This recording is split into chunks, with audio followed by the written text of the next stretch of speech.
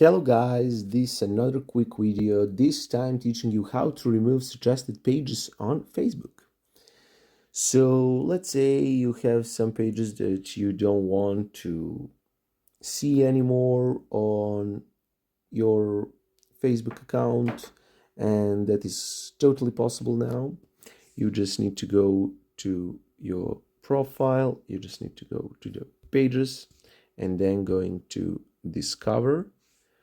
You have this amazing option to say remove, and when you remove, it ain't going to show on your profile anymore. So guys, I really hope this video helped you.